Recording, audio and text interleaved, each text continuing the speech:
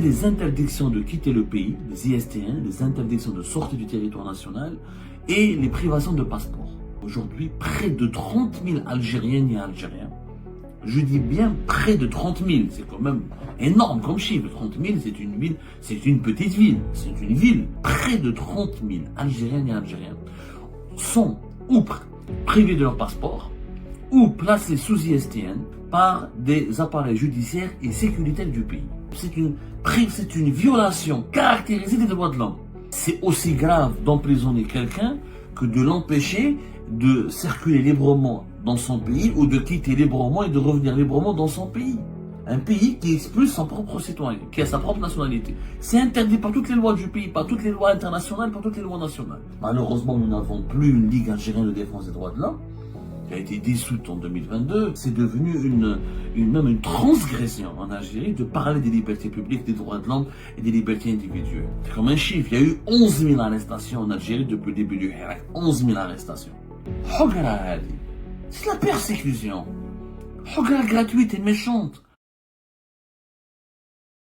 On parle beaucoup des arrestations politiques en Algérie, on parle beaucoup des emprisonnements, on parle beaucoup de la répression, on parle beaucoup de plusieurs mesures de privation de liberté publique et individuelle. Mais il y a un problème sur lequel nous n'avons jamais assez parlé. Très peu, pratiquement aucun média n'en parle, et très peu d'activistes, d'opposants algériens ou de partisans du changement démocratique et pacifique en Algérie n'en parlent.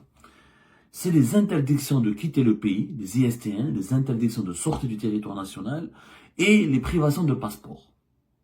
Nous avons fait une enquête et nous avons découvert aujourd'hui près de 30 000 Algériennes et Algériens. Je dis bien près de 30 000, c'est quand même énorme comme chiffre. 30 000, c'est une ville, c'est une petite ville, c'est une ville. En Europe, c'est même une ville moyenne, parce que les petites villes, c'est entre 10 000 et 15 000. C'est la taille d'une ville, c'est une population d'une ville. 30 000 Algériennes et Algériens, près de 30 000 Algériennes et Algériens sont ou privés de leur passeport ou placés sous ISTN, interdiction de sortie du territoire national, par des appareils judiciaires et sécuritaires du pays.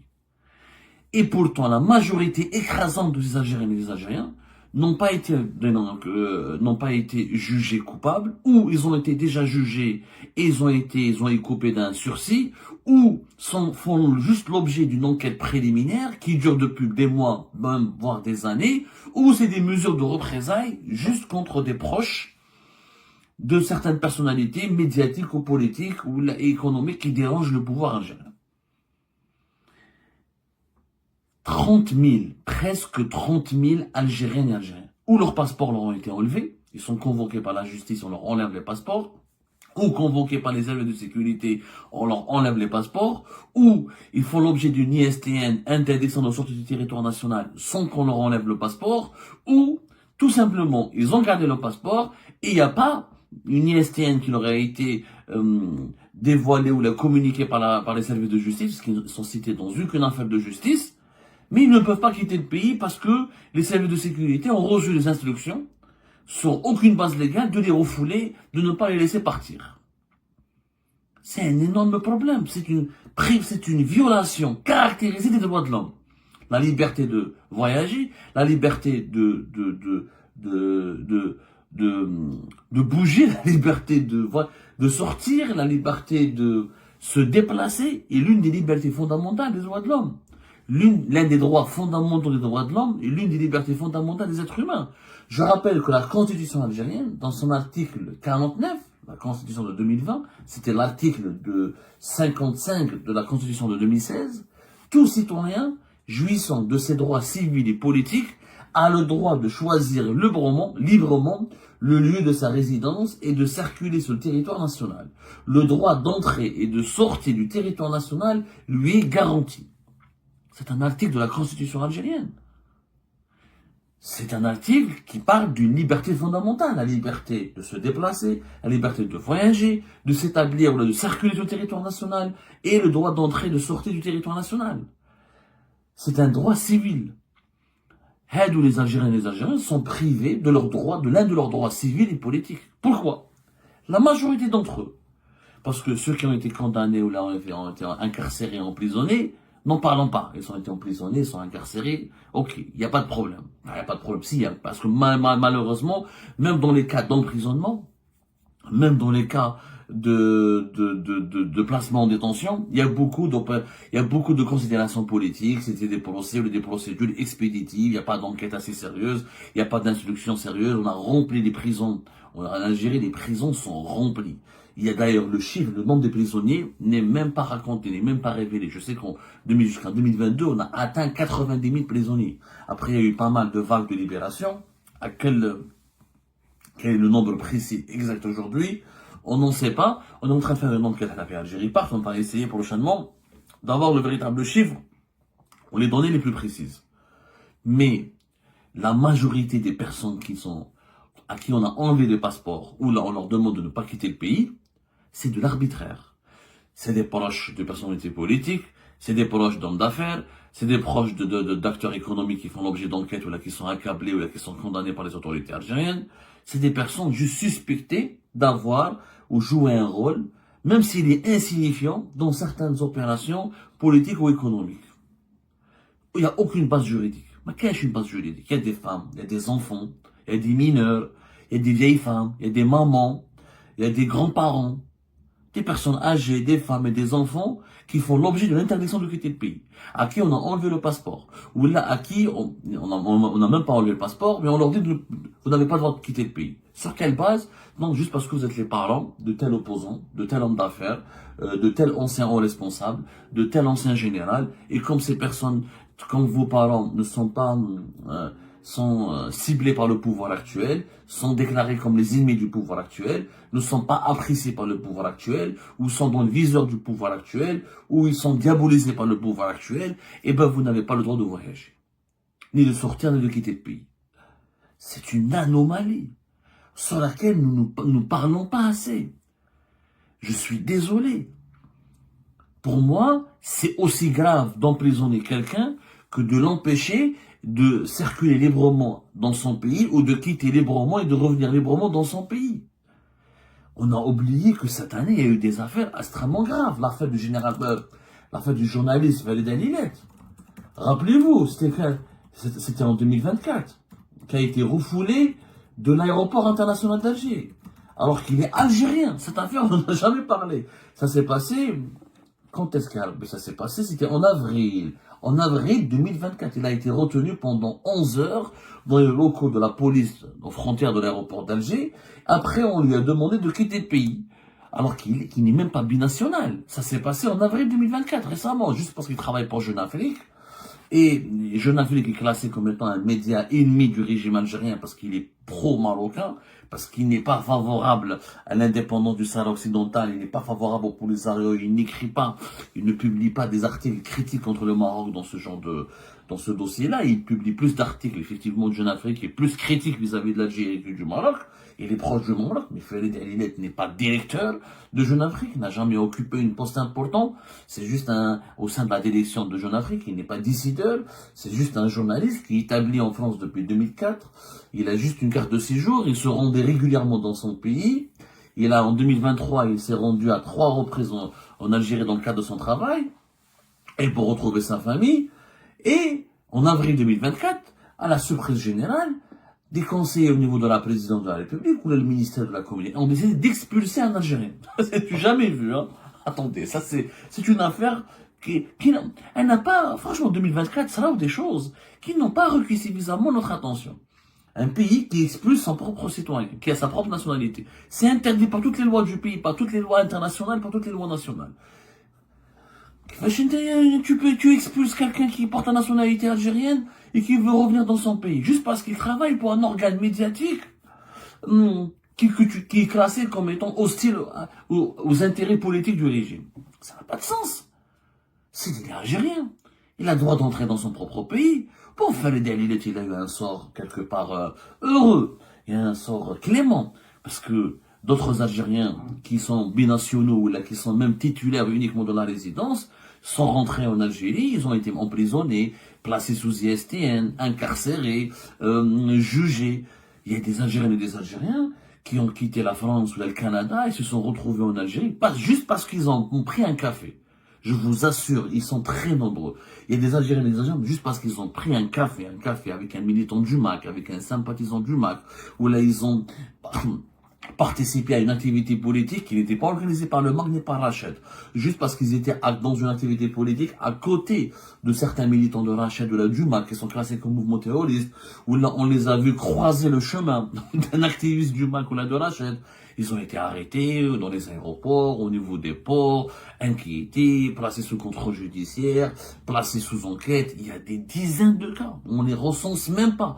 Malheureusement, nous n'avons plus une Ligue algérienne de défense des droits de l'homme, qui a été dissoute en 2022, qui avait l'habitude de faire ce travail, de donner des chiffres, de donner des cas, de donner de faire des comptes rendus assez précis, etc. En 2023, voilà, c'était en 2023 qu'elle a été dissoute officiellement, en janvier 2023, la Ligue algérienne de défense des droits de l'homme. Il n'y a plus Rage, il n'y a plus d'associations, il n'y a plus de syndicats autonomes qui peuvent parler, il n'y a plus de défenseurs des droits de l'homme qui peuvent activer sur le terrain. Même les avocats qui m'a Bouchechi, qui m'a etc., qui m'a Zoubida Assoul, qui a activé pour défendre la cause des détenus politiques, même le Comité national de défense des détenus d'opinion a été dissous. Les avocats peuvent à peine parler, peuvent à peine s'exprimer. Il y a une chape de plomb extrêmement dure qui pèse sur leur tête. C'est devenu un tabou, c'est devenu même une transgression en Algérie de parler des libertés publiques, des droits de l'homme et des libertés individuelles. C'est devenu une transgression, ce qui n'est pas normal. On n'a jamais vécu ça, y compris durant la décennie noire. Durant la décennie noire, des parents de terroristes, des cousins, des enfants de terroristes n'ont pas été retenus en otage, n'ont pas été pris n'ont pas été dépossédés de leur passeport, n'ont pas été interdits de quitter le pays, n'ont pas subi les représailles.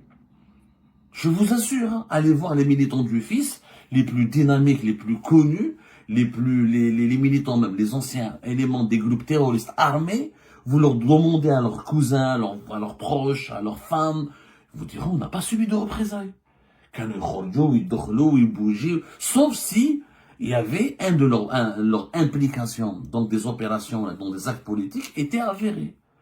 Mais l'Algérie n'a jamais, le régime algérien, les précédents, voilà, exclusivement, les précédents régimes algériens n'ont jamais jugé, n'ont jamais ciblé, n'ont jamais accablé, n'ont jamais réprimé des proches ou des parents de terroristes ou de personnes politiques radicales juste parce qu'ils sont des liens de parenté, juste parce qu'ils ont des liens de parenté avec eux, ou là juste parce qu'ils sont leurs parents. Ça n'a jamais été. Je ne connais pas de cas.